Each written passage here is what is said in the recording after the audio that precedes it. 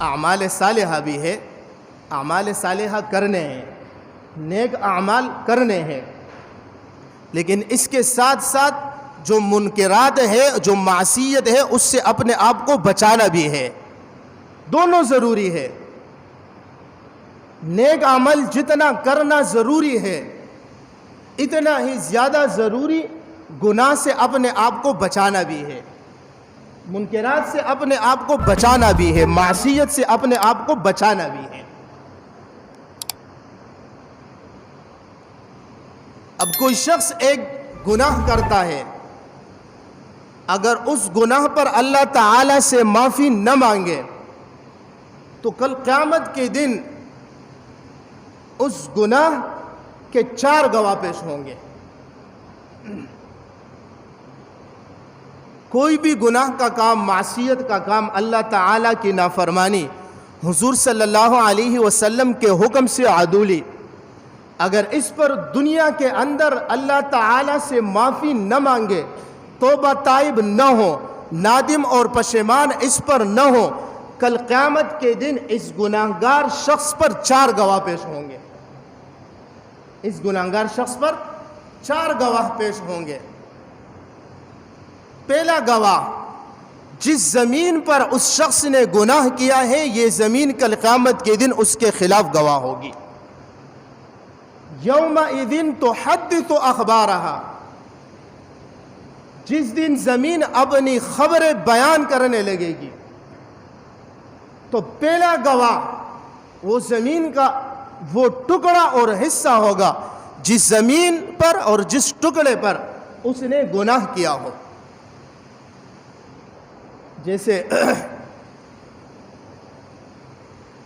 کمپنیوں کے اندر بڑے بڑے چوک چوراہوں پر جو CCTV کیمرے جو فوٹیج کے لیے لگے ہوئے ہیں، اس کے نیچے لکھا ہوتا ہے کہ کیمرے کی آنکھ آپ کو دیکھ رہی ہے، کیمرے کی آنکھ آپ کو دیکھ رہی ہے، تو پھر ہم اپنے آپ کی حفاظت شروع کر دیتے ہیں۔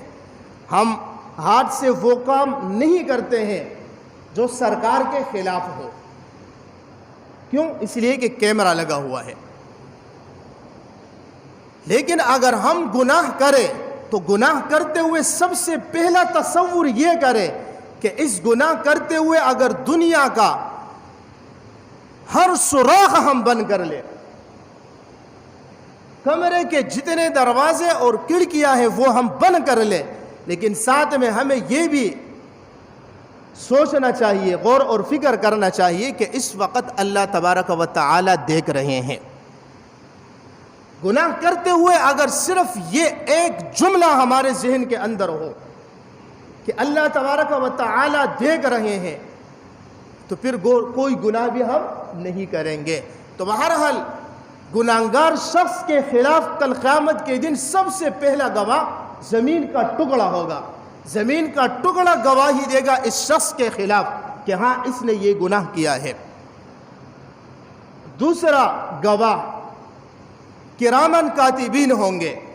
اللہ تبارک و تعالی نے 2 فرشتے مقرر کیے ہیں نامہ اعمال لکھنے کے لیے، دائیں طرف بھی فرشتہ کندھے کے اوپر، بائیں طرف بھی فرشتہ، کرامن کاتبین یعلمون ما تفعلون۔ یہ 2 فرشتے ہیں کرامن کاتبین، یہ 2 فرشتے ہیں یعلمون ما تفعلون، تم جو کچھ کرتے ہو، جو کچھ تم کرتے ہو اس فرشتے کو معلوم ہے۔ کل قیامت کے دن دوسرے گواہ کی صورت میں یہ کرامن کاتبین ہوں گے۔ تیسرا گواہ انسان کے جو اعضاء ہے، بدن کے جو اعضاء ہے، ہاتھ سے اگر کوئی گناہ کیا ہو یہ ہاتھ کل قیامت کے دن گواہی دے گا، آنکھ سے اگر کوئی گناہ کیا ہو یہ آنکھ کل قیامت کے دن گواہی دے گا، منہ سے، زبان سے، پاؤں سے، جسم کے کسی بھی حصے سے اگر کوئی گناہ کیا ہو تو انسان کے بدن کا یہی حصہ کل قیامت کے دن اللہ تبارک و تعالی کی بارگاہ میں گواہی دے گا۔ اللہ تبارک و تعالی فرماتے ہیں الیوم نختم علی افواہہم وتکلمنا ایدیہم وتشہد ارجلہم، کہ آج کے دن ہم انسان کے زبان کو بند کر دیں گے، انسان کی زبان پر مہر لگا دیں گے، پھر اس کے ہاتھ گواہی دیں گے، اس کے پاؤں گواہی دیں گے۔ تیسرا گواہ۔ چوتھا گواہ گناہگار شخص پر، اس گناہگار شخص کا جو اعمال نامہ ہے، یہ اعمال نامہ کل قیامت کے دن اس شخص کے خلاف گواہی دے گا۔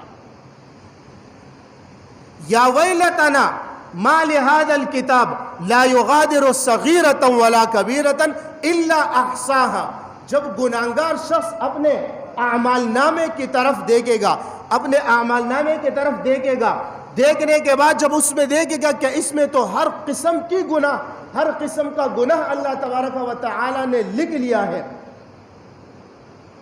تو پھر اس وقت یہ گناہگار شخص کہے گا یا ویلتنا ما لهذا الکتاب، کہ ہائے بربادی، ہمیں کیا ہو گیا ہے، اس کتاب کو کیا ہو گیا ہے، لا یغادر صغیرۃ ولا کبیرۃ الا احصاها، ہمارے اعمال نامے نے تو ہمارے نہ چھوٹے گناہ کو چھوڑا ہے نہ بڑے گناہ کو چھوڑا ہے، ہر قسم کے گناہ اعمال نامے کے اندر درج ہوں گے۔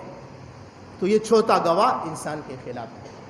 تو جیسے نیک عمل کرنا ضروری ہے، نیک عمل بجا لانا ضروری ہے، اعمال صالحہ کرنے ضروری ہے، اسی طرح جو منکرات ہے، معصیت ہے، گناہ والے کام ہیں، اس گناہ والے کام سے اپنے آپ کو روکنا یہ ضروری ہے، یہ بھی ساتھ میں ضروری ہے۔